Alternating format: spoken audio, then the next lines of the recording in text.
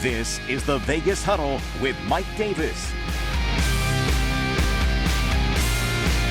What's up, guys? Welcome inside the Vegas Huddle. I'm your host, Mike Davis. Today, we have one of my childhood heroes with us, the great Tracy McGrady, T-Mac, a 7-time NBA All-Star, 7-time All-NBA, a Hall of Famer. I mean, T-Mac, to be here, it's so exciting to have you. You just came on more with us.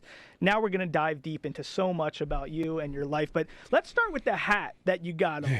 OBL, One's Basketball League. There's a big documentary series coming out on Showtime. It's called Bonded by Ball. It's all about the first season, the inaugural season of this OBL that you founded. And, Tracy, you kind of draw the parallels to how being in high school, you ended up becoming a McDonald's All-American. You were Mr. North Carolina. You were USA Today Basketball Player of the Year. So you had all the accolades. But when you move from Florida to North Carolina to Mount Zion, your whole life kind of changed that season, but a lot of it sparked with Sonny Vaccaro and ABCD and that camp. Tell us the parallels between that and what you're trying and striving to do with OBL. Yeah, of course. So grew up in Central Florida, was, doing my thing in high school basketball, get to my junior year, considered one of the top players around my county, around my region. And just the exposure outside of that is just not there for me. We had all these magazines, high school phenoms, and I'm looking at and reading about all these players, and I felt like that I had this type of potential to be mentioned with these guys that I'm reading about. Through the grace of God, this guy came to my high school. I was playing spring football at the time. Oh, really? My first year playing football in high school. And reason I went out because we were going to have a phenomenal team. Like all of my friends, we talked that summer, like, yo, we all playing football. So playing spring football, and I have this guy come down to my school, and he tells me in order for me, to receive this opportunity that he has for me, I have to stop playing football. And he was like, I want to invite you to the ABCD camp, not knowing what that is. Right. And he gave me the details about it. He started running off some of the guys' names that I heard about, started reading about. And then, I go to this camp because I was the last guy to enter this camp. And I'm hearing about Lamar Odom and a couple more guys, and, Lamar Odom, 6'10" point guard. And at that time, if you're the tallest guy back in them days, you tallest guy on your team. Right. Like, they made you the center. But this guy was a point guard at 6'10". I was like, oh, my goodness.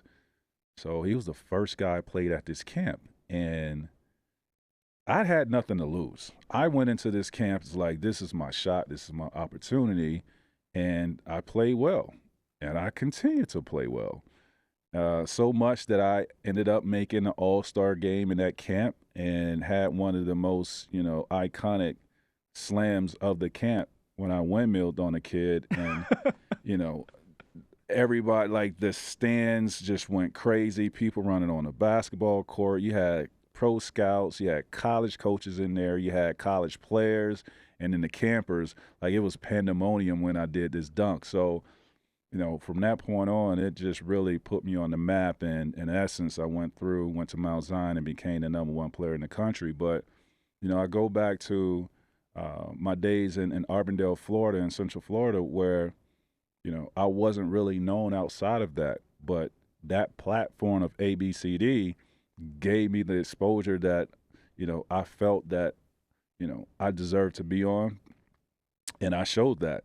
And it propelled me to, what I really became is the best player in high school basketball at that time. So, the parallel to OBL is there's a lot of guys out here that have a unique skill set. And you got to be wired differently to play one-on-one basketball because it's just you on an island by yourself. And, the ability to play that is you got to be mentally strong, mentally tough to compete in one-on-one basketball. There's a lot of guys out there that, can't play 5-on-5 because of, let's say you're a skilled guy. Yeah. And you're training every single day for 2.5 hours with your trainer working on your skills. Yeah. But then you go and play for your team who you play for. Your coach puts you in a role, and your role is for you to just sit in the corner, right? You didn't work on that. That's Right. you know, you're a guy with a unique skill set, and you can't really display that because you're in a role. Well, And of course, I mean, we see this like, a Michael Redd on the Bucks. Yeah. I mean, he was a great player. He was an all-star, but he's sitting in the corner waiting for that shot. He can't really create his own shot. And, what we see in the NBA, especially once we get deep into the playoffs, it's you got to be able to score against their best defender. That's basically what happens. And, in the era you were playing, guys like Kobe, you, Melo, AI, those are guys who really they wanted that opportunity to go one-on-one. So tell us, for people like me who didn't play college basketball, who didn't play in the NBA, didn't do anything like that, but knows about the game, do average fans like me actually, is it true that one-on-one is a big component of the NBA game? Does it really look like that? One-on-one basketball it actually takes place in 5-on-5 basketball. There's one-on-one matchups in the NBA. You guys just don't see it like that. If I am a rebounder for my team, or if I'm a defensive player for my team, my assignment is to stop this guy that's an offensive, prolific offensive scorer. So that is my job. That's my battle. That's my in-game battle. Or if this guy on the other team is a great rebounder, or Ben Wallace, my job is to keep him off the offensive glass. And those battles that no one really sees. It's a game within a game. But when it comes down to getting buckets, you got a T-Mac, you got a Kobe.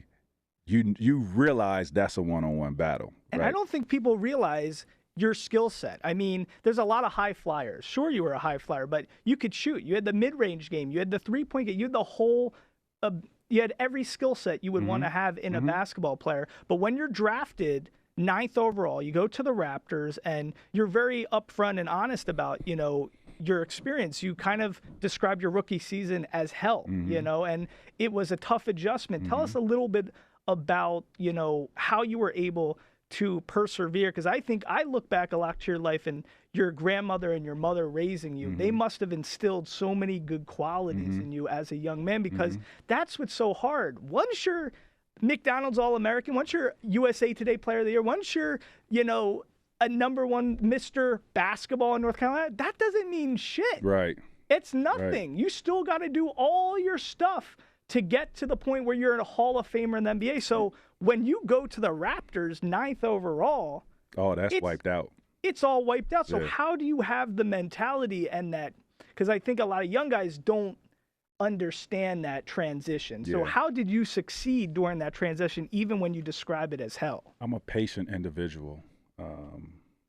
Even when things are tough, I really just sit back. I have patience, and I just like to take the time to just try to figure it out and dissect, what is it that I'm in right now, and how can I get through the bullshit?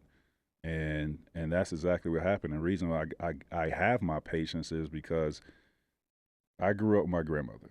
She raised me, and 6 a.m. in the morning, it's just my grandmother and I on Let's a give boat. her a shout. Roberta, right? Roberta, yeah, Williford. We're on a boat fishing. Yeah. On the lake. All my friends are out, during the day, playing, having a good time. I'm on the lake with my grandmother, and we're out there from 6 in the morning to 6 in the evening. Like, we're putting in 12 hours. This is on the weekend, right? So that's where my patience come from. And sometimes we'll catch, 25 to 30 fish. Sometimes we'll go out there and catch 5. And you know how long being out on the lake for 12 hours and you only bring in five fish. So that's where my patience really was instilled through my grandmother and just being on the lake with her and bonding with her. And I think, when I got to the Raptors and I was going through a lot of bullshit, that's when my patience really was tested, because my coach is criticizing me. I'm 18 years old in a grown man's league, and I'm getting criticized by my head coach, who's supposed to be giving me structure and help me get through this. So what really got me through it is I had a great teammate in Doug Christie.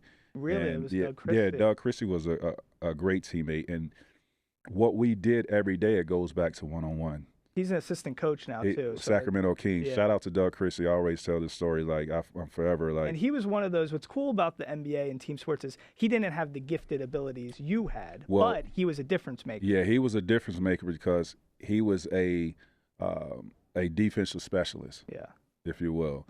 So I took upon myself, me and Doug, to play one-on-one basketball after practice every day. And that's how, full circle. I sharpened my skills mentally, physically. It really helped me out a lot my rookie season when I was frustrated. But, man. That's big. It's like mano-a-mano. It's the attribute or the internal quality that it takes to be good at one-on-one. What is it? It's like you have the same thing that Kobe had. It was that killer instinct. It's the stuff we showed it a different way. How would you what's the terminology or the phrase or the word you would use to describe that? I think it's all just mental fortitude. Yeah. You know what I mean? Like you got to have that mental toughness. And you got to have some craziness about you. Like you can't give a shit. So do you think the mental fortitude, because this is when you get to the league, right, the abilities you had, a lot of players like Doug Christie, people don't have those things. But if you had to build the perfect basketball player and you were going to give them a quality, would it be mental fortitude or would it be the abilities? Because I think a lot of times we get the hype from guys coming into the league and nothing ever happens. They don't develop. Like Zion is kind of going through that right now. Like we don't know if Zion is actually going to become a Hall of Famer because it's the fortitude. And why? Because you just answered your own question. It's because of mental fortitude. That's what it is. You have to be mentally. But to pair it together. Right. I'm saying all these guys that come in the NBA, you got to have some ability. You in the freaking NBA, you considered as, one of the best 450 players in the world. Yeah. So, but the separation is here. Yeah. Right? That is the separation because we have so much being thrown at us for distractions. Now, can you compartmentalize, being a true professional versus all the entertainment that comes with being an NBA player? And that's the challenge. And that's when the mental fortitude come in. And that's why I've never met you before, but I was a huge fan of yours, obviously, growing up, being born in 92. But when you went on the jump and your broadcaster career got started, I thought, wow, this guy's just so his intellect and his ability to be natural on camera, and you're just a smart dude, and the way that you're posing all these mental fortitude concepts, it's really fascinating. And that's why it's obvious and evident why this OBL is going to be a very successful thing that you founded here. So the skill sets from the court, from the hardwood to business, to being a broadcaster, and I'd like you to give me a grade as a broadcaster later too. So we'll figure that out. But, do they translate? Do the skill sets from the hardwood translate to entrepreneurship, to being a broadcaster? That patience and all those qualities, did a lot of those things you think translate into all aspects of your life? Yes, absolutely. Because you're learning how to be a great teammate and you're learning how to work with people, right? You know the different deficiencies in an individual. You know your guy's strong suit, what they can and they can't do. I mean, I like to, really analyze and really, when I talk about things like that, basketball is always the forefront. Like you can always use an example because in the business, you have a team. On the basketball court, you have a team. Everybody has a role to play. And it's just, if you're a boss, for me, in order to be a great leader, you got to understand some days you got to be Pippen than being Jordan. You got to know when it's your day. As a best player, every day should be your day, but it doesn't happen like that. If one of your teammates has it going, or or one of your business partners has this great idea, don't shoot it. Put it under the rug, sweep it under the rug. Like, hear these guys out and let them do their thing. Let them be great in their own right. And I love that's what I do with my team at OBL. Like, I am the boss of my team, but I also allow folks to be great in their own right and not to step on anybody. And we got to remind everybody, so One's Basketball League, it's all about one-on-one basketball. That's the competitive spirit and drive of the sport. You can make sure you go see the docuseries that's going to be on Showtime and Paramount Plus, dropping on July 28th. It's going to be exciting stuff. So, Tracy, to me, I think the fascinating thing is you kept reaching new levels of your career. I mean, you start with the Raptors. First of all, let's set this straight. Is Vince Carter actually your cousin? Yeah. Like, if somebody dies, he would be at the funeral? For sure. He's an actual cousin. Yes, that's real. Okay, I wasn't sure. No, that's real. Okay. See, so you're there with him. It gets a little better. You go to the Magic, and that's where, I mean, you explode on the Magic. Let's dial into that Detroit Pistons series for a second. Because as a competitive guy, you're already grinning. I love Doc. I really do. I think he's such a good dude. He's going to be he was a great broadcaster. You know, he reminds me a lot like you. 3-1. You explode in that first game against the Pistons, 43 points or something. First two. In the first two. You're up 3-1 on the Pistons. You guys lose in a 7-game series. I mean, that could have been the season you guys. No, You don't think so? What happened? First of all, what happened? No, even if we would have beat them, like we were lucky to even just be in the playoffs. To be honest with you, you got to think there's no Grant Hill. There is a rookie Mike Miller in the starting lineup. Grant. Who? Actually, that wasn't Mike Miller's rookie year. That was two rookies. That was Drew Gooden. Rookie. Yeah. And that was Gordon Gierczek, who was another rookie. And these two guys that we traded for Mike Miller. But going back to that series, you know, we were the 8th seed. They were the number 1 seed. And, you know, we got up 3-1 on them by running, you know, a 3-1 pick and roll, me and Darryl Armstrong. And we get later in that series, you know, they took that away, and we really didn't make any adjustments. Chauncey Billups got hot later on in that series. He was really just being a facilitator in the beginning, but he realized I got to score in this series. And he put up some big numbers later on in that series. We had no answer for him. And what is it? You just get tight like in tennis, like Wimbledon's going on. Sometimes when you're up and you're about to win that last game, is it – no? It's not that you get tight. It's just that team was better than us. I mean, that's what it was. They went to the Eastern Conference Finals, and the following year they won a championship. So yeah, they were good. Yeah, they were just better than us. And all right, and as we're moving throughout your career, you know, the 13 points in 33 seconds against the Spurs or with the Rockets, I mean, that display. I mean, it's like, you know, Monet painting a picture. That was like artistry at its finest. Can you actually feel the sensations of that moment? Can you take yourself back in time? Yeah. What did it feel like? Yeah. It must have felt like the best feeling in the world. Yeah. It's that, you know, throughout the game, believe it or not, NBA players' confidence it could go up, it could go down. Like, it's ebbs and flow of a game. But your confidence is the same way, right? You might think that we're just this super confident basketball player, but, you know, in the course of a game, a guy can lose his confidence, or confidence can rise to a level that he feel he's the best player on the court. I don't care who he's on the basketball court with. That was one of those moments where, you know, it was just a manifestation of my work that I put in the off season. I mean, because I work hard. And it's the unknown that comes with, you know, players that work extremely hard, and you have the ability to go out and do things like that. You know, it was one of those moments where when I had the 4-point play on Tim Duncan, I knew it was going to be a great finish. And that's why you see on the last 3 that I hit, I wasn't trying to tie the game. I was going for the win because I felt this is the basketball gods gifted me an amazing comeback right now when no one touches this guy, you know, Devin Brown, I think that was his name. No one touches him. He slips and falls, and the ball rolls to me. I just hit 3 threes in a row in a 4-point play, and the ball comes to me when no one touching it. Oh, this ball game is over with. Like that. You knew it. I knew it. And everything that you threw up, it just felt, it was like, what is it, magic? Like, what does it feel like? If you were a poet, how would you describe that feeling?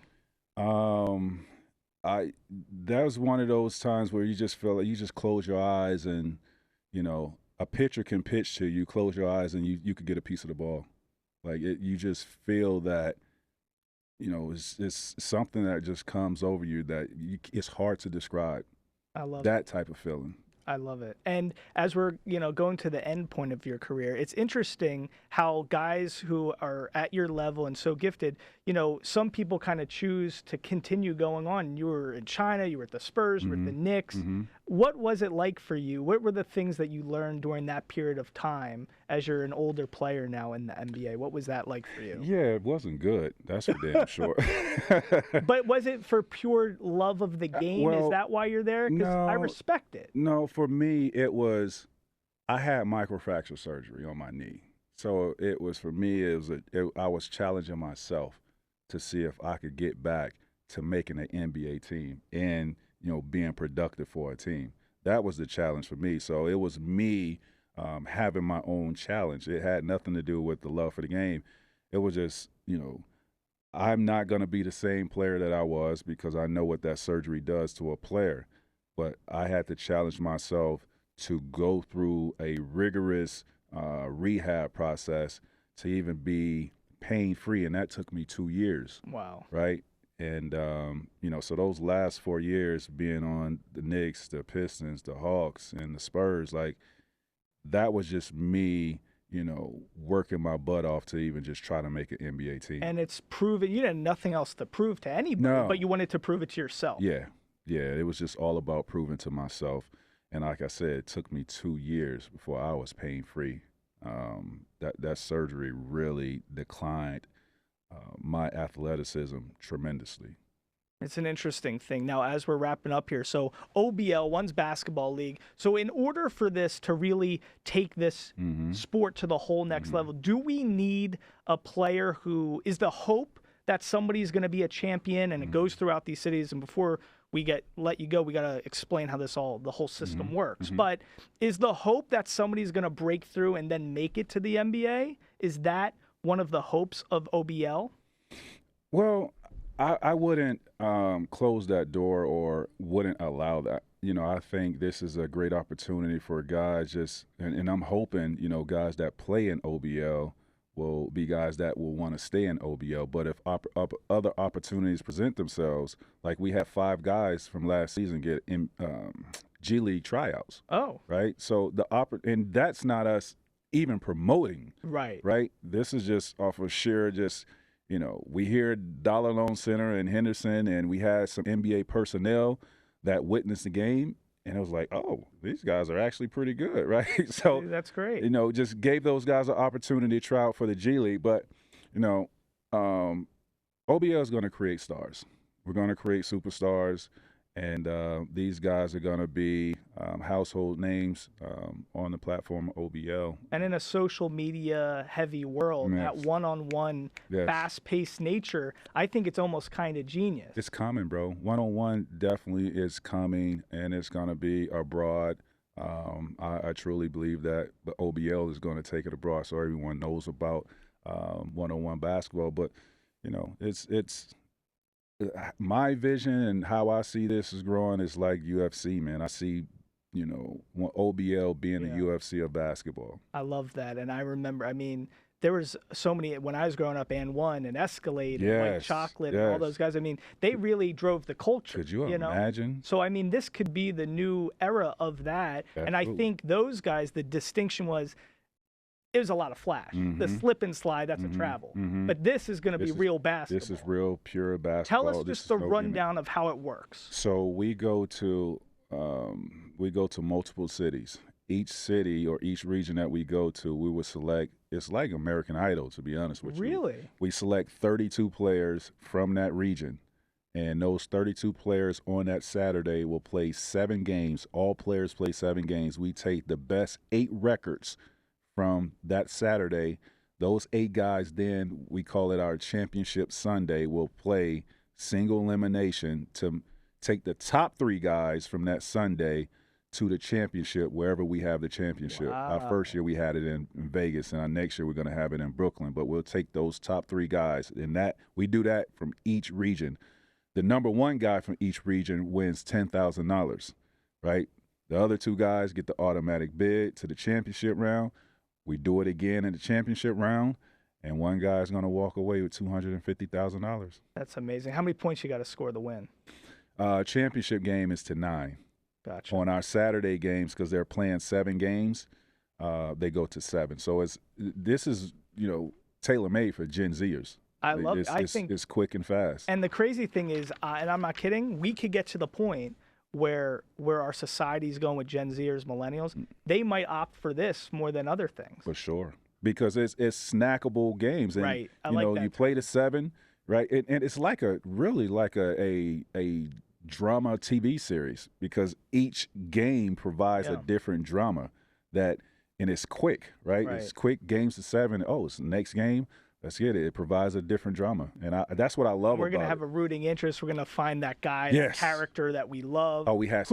Is there somebody in OBL right now who has that AI factor, who has the T-Mac factor, the guy who just has that it factor that's gonna be driving home the fanaticism?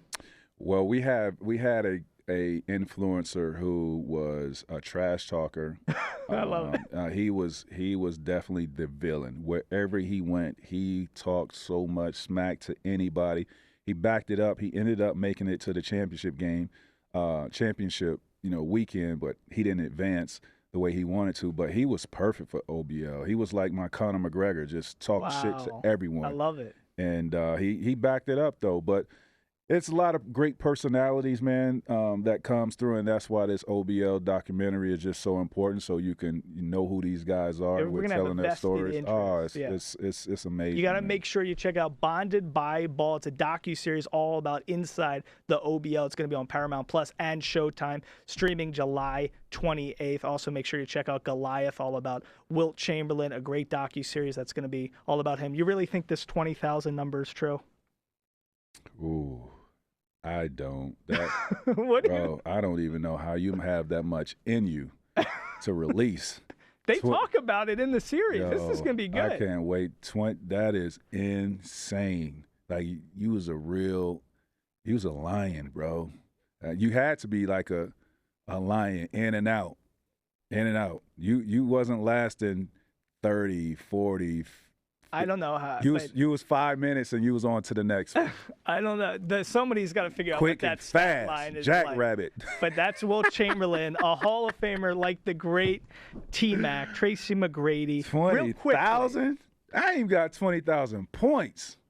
See, I don't know. I think it's a lie. From actually what I heard, to be honest, I did a little research. I think he told a biographer about that. Yeah. He came up with it, and the biographer just ran with it. I don't believe nowhere. But it could have been 1,000. Could have been, I think it's over 1,000. You do? Yeah. Interesting. Yeah, I think it's over 1,000. Real quickly, rapid fire. Just went the first thing that comes to mind. Best coach you ever had? Jeff Van Gundy. With the Rockets. Okay. Toughest defender you had to face? Ron Artest. Wow. He's coming on our show tomorrow, actually, on more. Okay. Ron's tough. I love competing against Ron. Loved it. And real quickly, I mean, just if you had to guess, Victor Wembanyama, from what you're seeing, we talked about it earlier, mental fortitude also with the skill set. Does this guy have it? Is he going to be...